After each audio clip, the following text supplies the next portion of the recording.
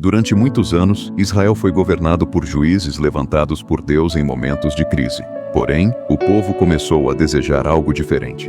Eles olhavam para as nações ao redor e queriam ser como elas. Queriam um rei visível, alguém que marchasse à frente do exército, alguém que representasse força, estabilidade e poder humano.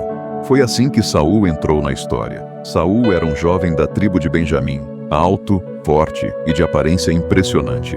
Aos olhos do povo, ele parecia a escolha perfeita. Quando foi apresentado, destacava-se fisicamente entre todos os outros. Mas no início, Saul era humilde. Chegou a se esconder entre as bagagens quando foi escolhido, sentindo-se pequeno demais para o chamado que recebia. Deus o escolheu e o ungiu por meio do profeta Samuel. Naquele momento, o Espírito do Senhor veio sobre Saul e ele foi transformado. Saul começou bem. Liderou Israel em batalhas, trouxe vitórias e foi usado por Deus para libertar o povo de inimigos que os oprimiam. Tudo indicava um reinado promissor, mas o coração de Saul começou a mudar. À medida que o poder crescia, a dependência de Deus diminuía. Saul começou a se preocupar mais com a opinião do povo do que com a obediência ao Senhor. O medo de perder a aprovação passou a conduzir suas decisões. E pouco a pouco, a confiança em Deus foi sendo substituída pela autoconfiança. A primeira grande falha aconteceu em Gilgal. Saul havia sido orientado a esperar por Samuel para oferecer o sacrifício antes da batalha. Mas os dias passaram, o povo começou a se dispersar e a pressão aumentou. Temendo perder o controle da situação, Saul tomou para si uma função que não lhe pertencia. Ofereceu o sacrifício por conta própria, desobedecendo diretamente a ordem do Senhor. Quando Samuel chegou, a repreensão foi imediata. "Procedeste neciamente", disse o profeta. "Não guardaste o mandamento do Senhor." Aquele ato revelou algo profundo. Saul não confiava mais no tempo de Deus. Ele preferiu agir para manter a aparência de controle do que esperar pela direção divina.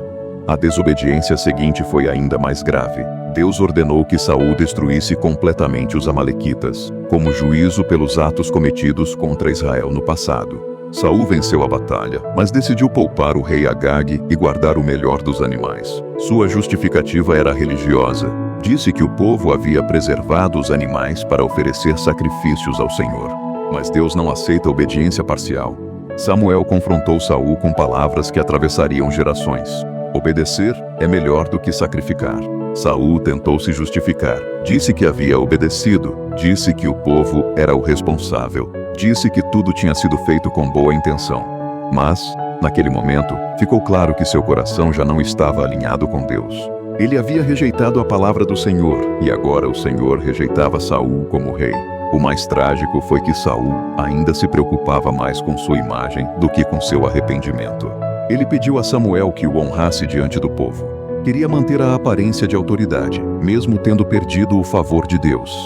O reino ainda estava em suas mãos, mas o coração de Deus já havia escolhido o outro. A partir daquele dia, o Espírito do Senhor se retirou de Saul, e um espírito perturbador passou a atormentá-lo. O rei forte tornou-se inseguro. O líder escolhido tornou-se dominado pelo medo. O homem que começou humilde terminou preso ao orgulho e à inveja. Saul continuou reinando por um tempo, mas já não caminhava com Deus. Cada decisão era marcada por instabilidade, impulsividade e desespero. Ele havia sido escolhido para liderar Israel, mas falhou em guardar o mais importante, a obediência. A história de Saul é um alerta eterno. Começar bem não garante terminar bem. Chamado não substitui caráter. Autoridade sem obediência conduz à queda.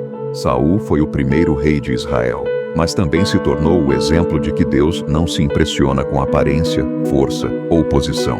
Ele se agrada daqueles que obedecem de todo o coração. E Israel aprendeu, da maneira mais dura, que um rei segundo os padrões humanos pode até governar um povo, mas somente um rei segundo o coração de Deus pode conduzi-lo no caminho certo.